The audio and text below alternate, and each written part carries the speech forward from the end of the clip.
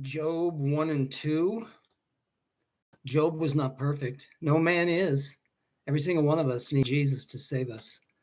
But he was upright, feared God, and knew him on a personal level. The text tells us that Satan was among the angels, and God addressed him, asking, "Have you considered my servant Job?" Notice that God initiates this. He is up to something here. We are challenged in this as God is perfect in all his ways.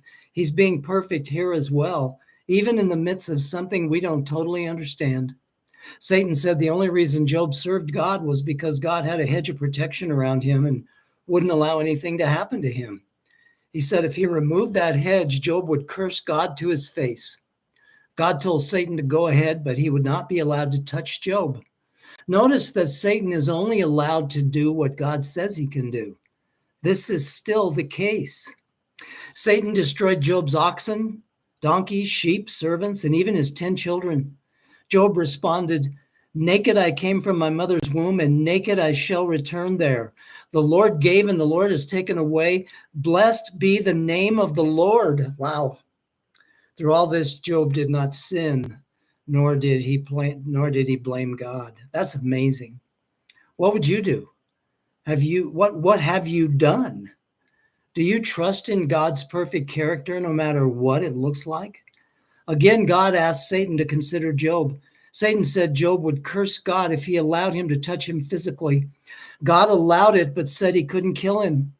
Satan smote Job with sore boils from head to toe. Job's wife even said, "Do you still hold fast your integrity? Curse God and die." Do you encourage or discourage people in the Lord? I have to wonder why Satan didn't kill Job's wife. Was it because he knew she would negatively try to influence Job through her bad attitude toward God and toward life? Job said, "You speak as one of the foolish women speaks." Shall we indeed accept good from God and not accept adversity? In all this, Job did not sin with his lips. I wonder if this kind of scenario still plays out today. I wonder if God allows Satan to mess with us, giving us a chance to prove our unwavering faith in God, no matter what happens, even when we don't understand what's going on. Job's 3 friends heard of the news and came to sympathize with him and comfort him. They wept and sat with him for 7 days and 7 nights without speaking a word. These guys simply mourned with their friend. They did well here. Sometimes we need to just mourn with our friends, just be there with them and for them, not trying to come up with all the answers. Acts 7:22 to 43. Stephen continued to give a history of God's dealing with Israel.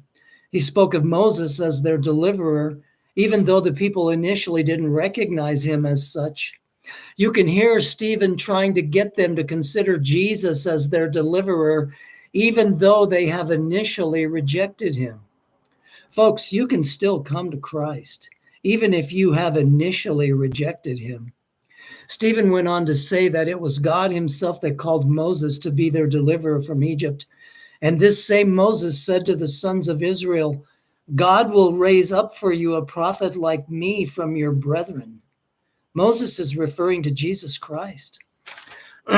Stephen goes on to say that the Israelites rebelled against their deliverer Moses and ultimately rejected him and his direction from God, turning to idols and buying into false worship. We can almost hear Stephen saying, "Heads up, you are doing the same thing. You are rejecting the one whom God sent to deliver you and turning to something that is false." Have you bought into the false narrative of our day, the woke agenda? Or do you uncompromisingly follow Christ, know and follow his word?